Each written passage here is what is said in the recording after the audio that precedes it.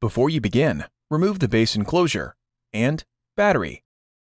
Removal. Remove the mylar that covers the wireless module connectors. Caution: use care when disconnecting the wireless antenna cables from the wireless module. A damaged cable or connector can degrade notebook performance. Carefully disconnect the wireless antenna cables from the wireless module by grasping the connectors with a small pair of needle nose pliers or tweezers. Remove the 3mm P1 Phillips head screw that secures the wireless module to the motherboard and allow it to raise to the spring tension position. Grasp the wireless module by the edges and pull gently to remove it.